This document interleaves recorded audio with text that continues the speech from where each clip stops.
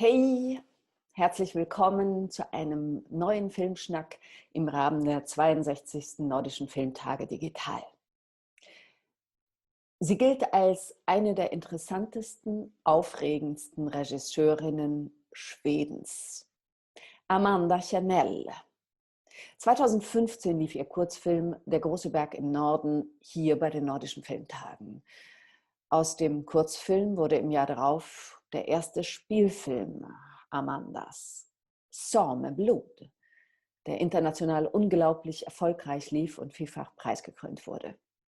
In dem Film berührt sie eine Art Tabuthema. Es geht um die Kolonialisierung des samischen Lapplands durch die Schweden in den 30er Jahren und um das dadurch entstehende sehr schmerzvolle Auseinanderreißen einer samischen Familie. In Amanda Kernells neuem Film Shorter geht es wieder um die Trennung einer Familie. Der Film feierte seine Weltpremiere beim Sundance Film Festival und seit wenigen Tagen ist es offiziell, der Film wird Schwedens Beitrag zum Oscar sein. Und deshalb freue ich mich auch wirklich ganz besonders, dass Amanda Kernell heute mein Gast ist, dass sie sich Zeit genommen hat, mit mir über ihren neuen Film Shorter zu sprechen.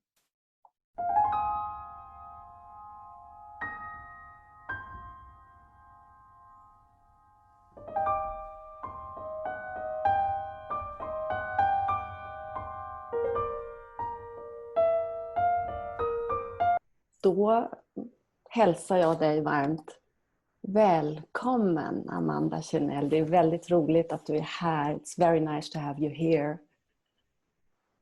And yeah, and a big congratulations. Your film has been picked for the Sweden's Oscars entry. And in Sweden we would say, hur känns det? How do you feel about that? It's amazing. I'm very honored and touched and happy for everyone. Yeah, who made the film. So tell us a little bit about your film. It's a children of divorce, but it's also been dedicated to divorce, or you have dedicated it to divorced parents. What motivated you to do this film in this way? I think one of the greatest losses one can suffer, and one of the big things to fight for, is your children. And one of the greatest losses is the risk of losing your children. And I'm a child of generations of divorced parents myself. So I have, of course, lived through the kind of responsibility and dilemmas you might be put through as a child.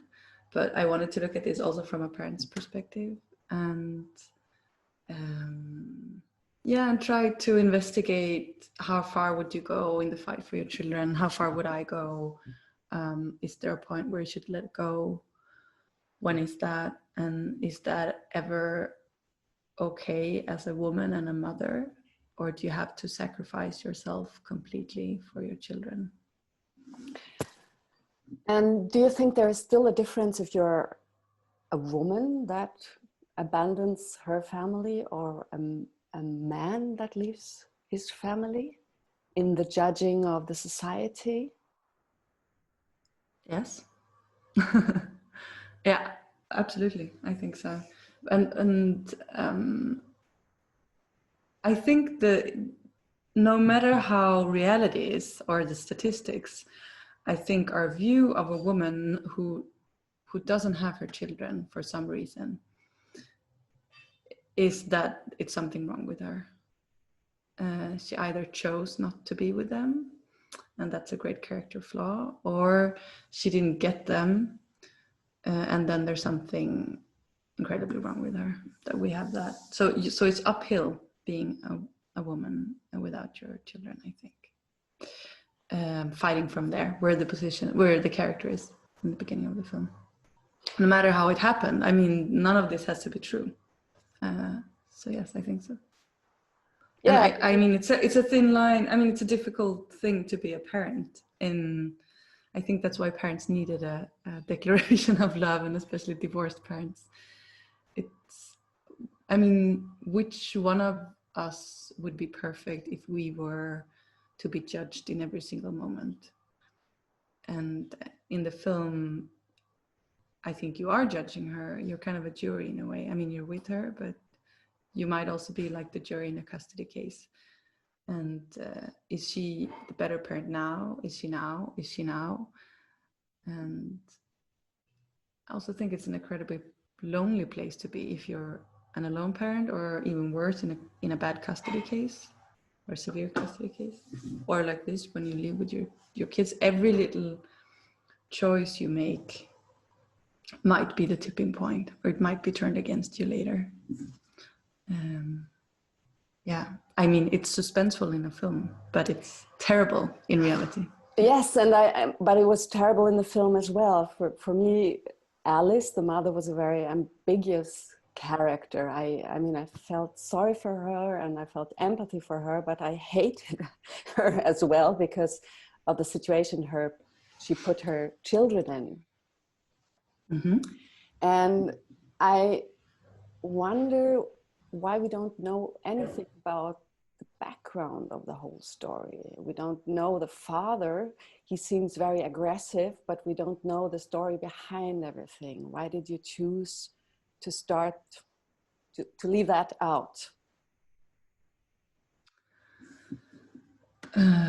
First of all, I have a great interest in making films that can be öppna verk, you say in Swedish, like open in a way where you can insert yourself, where you can project yourself, because I think they live with you longer.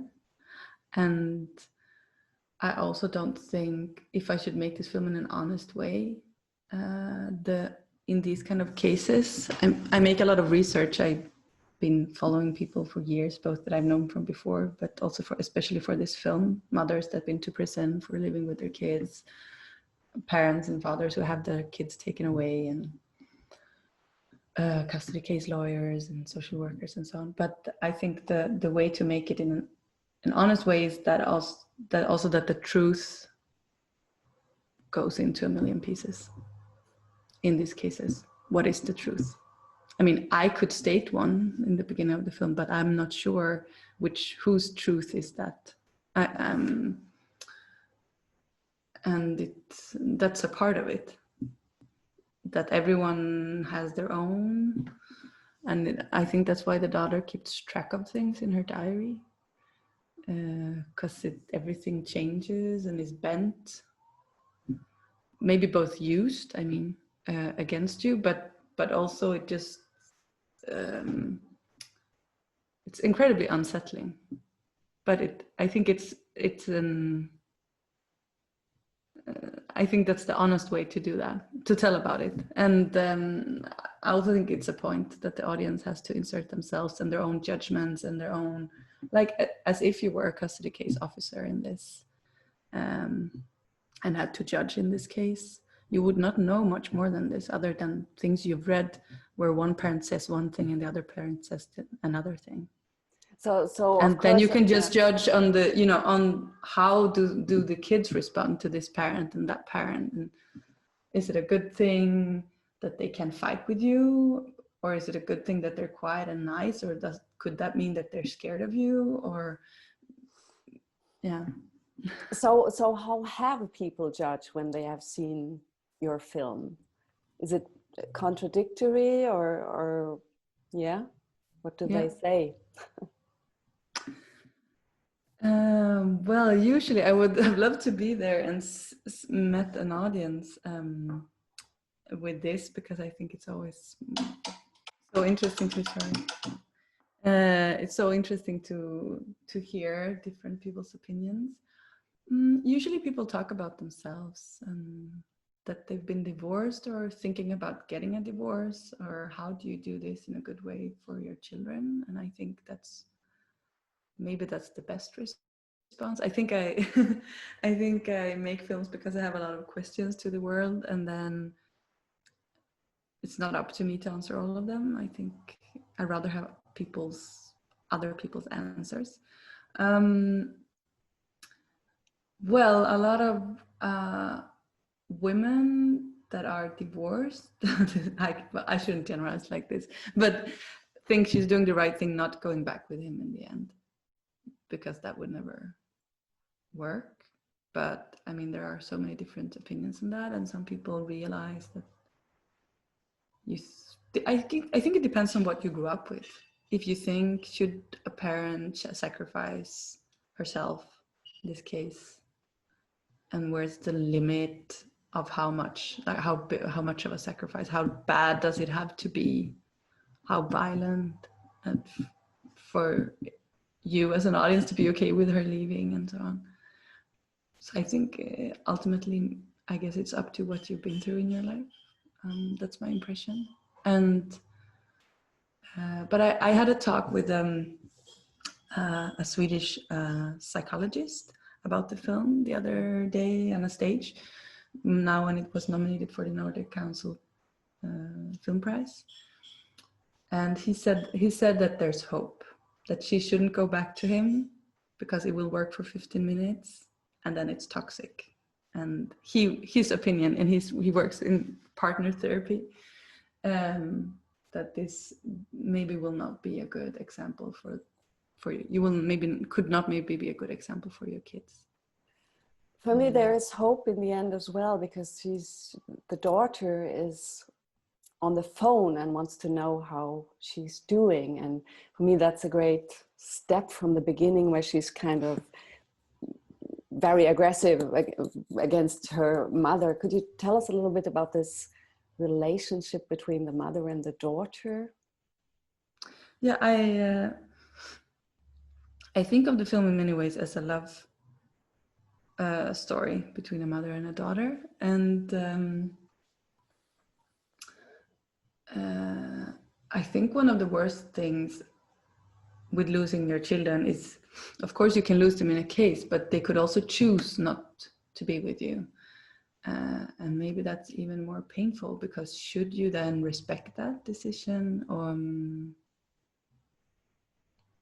Or that could also mean that you should prove yourself, that you insist.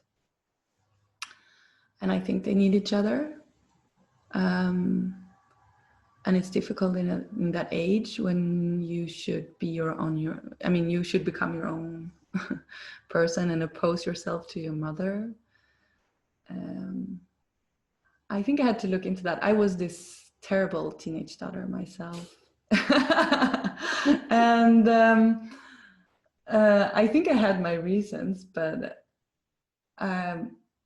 working on this film, I thought, wow, this must have been so painful, seen from the other side, and also interesting how much power you can suddenly get if you're a child of divorced parents who can't agree. After a certain age, when you can choose, you suddenly get so much power. You also, of course, get a lot of responsibility and loyalty issues and dilemmas. But I thought it was interesting to look at this film that you would think that the father is the main opponent, but I really think it's the daughter, because that's who she needs. She needs to fix this. You can try to let go of your old partner, but this is your child. So, and how do you win her back if she feels betrayed, and you can't promise her anything, really, because you don't know, you don't have anything to promise. How do you, I don't know, how do you win the love back and trust from your child? And that's why I'm so happy for this girl, Tintin is her real name, because I needed a daughter that had this much integrity and strength, where you feel that, and a lot of people recognize themselves in her when they've seen it. No, but that you can't just go and hug her. She has way too much integrity for that. And for sure, it can take a full movie to win her back, but it could also take years, I think, in real life. Yeah, but in a way, she won. For me, she won her back in the end. Yeah, because she let go. Yeah. So, I also think that the children understands her better. I mean, at least I think our narratives about ourselves and our background is so important. So at least they will always have that story with them, that our mom, she did something that was maybe crazy. I don't know if it's a crazy or logical thing to do. It completely depends on what's the truth. You mean to go with them to Tenerife, to abduct them? Yes. Yes, and people that I've followed and interviewed who has done these things for real and been sentenced for it, they don't know themselves still if it was completely erratic or completely logical, because it was the only thing they could do. And it felt necessary at the time, and maybe it was. It's really hard to tell. It depends on what had happened before, and it's hard to know when how can you be sure what's the truth, and if your children are telling you what's really going on or not. But the fact that you did it, I mean, it's a crime if you do it like this, if you're not allowed to. And in Sweden, you get 2 to 4 years of prison. But at least your children will have the narrative with them that mom did everything she could. She tried. Yeah. And she didn't just leave us. And that has also just the fact of knowing me. I mean, I don't encourage people to do criminal acts. I just think the fact that you're acting, even though in this case, it's very scandalous. I guess in real life, it could be a smaller thing. But that you're trying something has a value. Yeah. And then, I mean, I think in film, I'm from the Danish film school, so we're taught that film is not about conflict, film is about scandals. Ah, so that's a difference between a Danish and a Swedish film tradition, you would say, or? A little bit. I studied script writing in Sweden. We didn't talk about scandals. Oh, okay. That's interesting. That it's about someone trying something scandalous to solve a situation. And I think that's, well, if you look at this film and also Sami Blood, I think that's a part of it, but also my personal fascination that for people who are actually acting, and they might be wrong, I don't know, who am I to judge, you know, they might betray their family, but they tried something. Yeah. So talking about Sami Blod, your DOP, Sofia Olsson, that you worked on in that film as well, she was your DOP in this film again, and she made these very strong, or you made these very strong pictures of the landscapes in this snowy North Sweden, and then this warm but somehow cold, sterile Tenerife, terrible, with these houses and these pools and these restaurants and so on. Could you tell us a little bit about these locations, why you chose them for your story? Yeah, I'm from up north, just south of the polar circle, and in my head everything always takes place up there whenever I think of a story. But in this case, I mean, film is always about, I think, externalizing how something feels inside. And I mean, or it's a big part of the job as a director. And being pushed out of, like she is, of a society, I think it really feels like it's -30 and you're in this desert of snow that she is in the film. And then I think it's something coming from up north and not from a big city or a capital or something. I think these smaller societies, I mean, it also has a part of the story. I mean, these divorces and custody cases and parents struggling to be good parents and people running away with their children, that could happen anywhere. I mean, it happens every day all over the world. But in these smaller communities, people have to take sides, and it's if you're not a part of the group, there's no one else to go to. So I think the custody cases we have in the area where we're filmed and the area that I'm from, in the smaller places, if the people has to take sides, and if they're not on your side, it might actually be hard to get a job. It might be hard to stay there, and the next city is many hours away. So you would have to fight for who should have the children. They can't just take the metro between the two parents. So I guess that makes it also a little bit harsher. But then it's an emotional landscape, the cold, and then the charter resort. It just struck me that I know of people that I know from before, and then in working with this theme for so many years, that a lot of people take their kids when they go with them illegally to these charter resorts. And instead of, I mean, it would be easier to disappear with them if you go to a country that doesn't have an extradition contract, much further away in the world from Sweden. But usually people go to Spain or something because it's familiar. And I think of the same reason that we all go to the Canary Islands or sunbathing trips, because we want to reconnect with our family and it feels safe, and we should have, create happy memories together. And in this case, it's even more important than it usually is. But I mean, I think that's why I went on vacation with my family as well, just on vacation growing up. And then the Canary Islands, this is Tenerife, it's strange because it's such an artificial paradise. It's really meant for you to have to perceive that you're in paradise, but then you look outside of the fence and it's just a lava desert, and it's all created. It's all recently man-made. And then the lava desert and the Atlantic, and I think that landscape responds to where I'm from in a way, that sort of harshness, and also where she ends up, like what happens if you leave this bubble of a happy place and you go outside where you're not supposed to be with your children and as a tourist. So I guess that's the answer. And then I mean, you're always looking for, with Sofia Olsson, the DOP, and in charter was also the production designer Sabine Hvid from Denmark,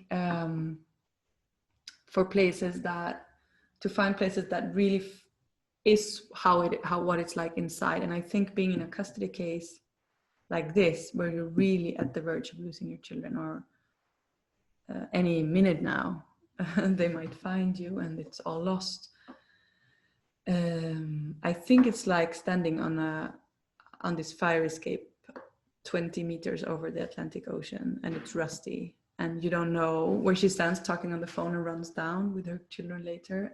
You don't know if you should go up or down, and it's shaky, and it's such a drop.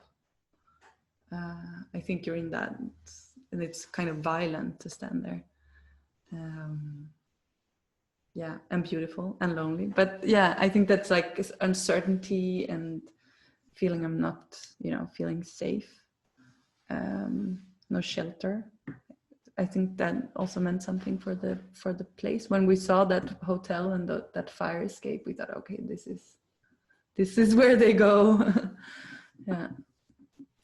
So tell me a little bit about the cast, if you want to. Where did you find these fantastic children? I mean, I know Anna Torp, she's a Norwegian star actress. Did you have her in mind when you wrote the script? Yeah, and where did you find the children? When I write, I think a lot about a lot of different real people that the film is based on. This film is just like Silent Blood. I mean, it's like a collection of, it's a collection of different people's memories, you could say, in many ways. So I guess I think about them. And then we start the casting process, and I heard from the casting director that Anna Daltorp speaks she's fluent in Swedish, but nobody knows this. It's like a well-kept secret. She's never acted in a Swedish film. I think she's had a small part in a TV series, but I think she spoke Norwegian in that. But she's a big star in Norway. for blockbusters and art house movies and TV series. And when I met her for the first time, and then I saw her work, I think I knew it was her, because she has this like field of, in Swedish you say kraftfält. Mm-hmm. She has so much like power around her, and you can't look away. I think you want to see every little second what she does. And there's an uncertainty to her that you don't know what she's capable of. And she has this rock star quality, I think, that the mother also, that was important to me, that she could even impress a teenage daughter. You want to be in her light. When she's in her right element, she's amazing. But I guess that part of her would be killed if she stayed where she would be truly unhappy. And then, I mean, she also has a fragility and so to her, but I think it was also maybe more of this fierce power in her and uncertainty that I felt was right, with that she would fight, she would not, no matter how painful, she would try something. And then the children, we filmed a lot of different children, hundreds, and I needed them to speak the right dialect, and I'm very, doesn't matter when you see it if you don't speak Swedish, but for me it was important. And I really needed a girl, like I said earlier, who had this integrity and inner strength, that she would be a true opponent, a difficult opponent to win back. And Tintin has that, so much so that she didn't want to be in a film. Oh. No, so she said no. You casted her and wanted her, and she said no. Yeah. She thinks school is really important to her. So no, she called me back and said, yeah, I learned that she thought it was more important to get good grades and, not go away, not miss school. So we would have to promise her that she wanted 8 hours of school per day. It's really hard when you're also filming, but she got a lot of hours with the teacher. Because she has that integrity. She's just not easily flattered. And but really hardworking. And then Troy is I think he's a child who would, I think he has secrets and he will never tell you. I even asked his parents, like, do you know why sometimes he looks sad or it's something? They said, no, we don't know. He's always been like this. So I think that was also needed for the story, that you feel like maybe something has happened to this child. He will never tell you. Yeah, and then Sverrir Gudnason, I mean, he's a big star in Sweden and abroad. And I was so happy to have him in this film. It's a very different part than he usually would play. But he has this charming guy. Normal. Yeah. Oof. People are always falling in love with him, when they see him in films, and he has this warmth to him. But I think that's nice because and that you could feel, I think you could feel that they have had something together. They could have, it's probably been good at one point. And also that you have this like goodwill towards him, at least when you know him as an audience, that he's also a nice guy and he has a warmth in him. But then, I mean, when you're hurt, the character is hurt, and that's a dangerous place to be, I think, for all of us. Because when you want someone else to feel as much pain as you felt, you're prepared to go pretty far. Yeah. So I must say I really liked your film a lot. It's I couldn't sleep after having seen it. because it reminded me also of things I've gone through. And yeah, it's a topic I think that a lot of people have been through in one or the other way. So if you haven't seen the film yet, please go and see it, I say, to the audience, because it's an important film, I think. Could you just tell us a little bit, if you want to, about your next project? Do you have one in the pipeline? I can't really tell you about it, I'm okay. afraid. Then we'll wait. Mm-hmm. And we'll look forward to see you again with this new project, hopefully live next time in Lübeck. And thank you so much, Amanda, that you had the time and the will to talk with us. Yeah, thank you. And I'm so happy that the film is selected and will be shown. So. Tack och hej. Hej då.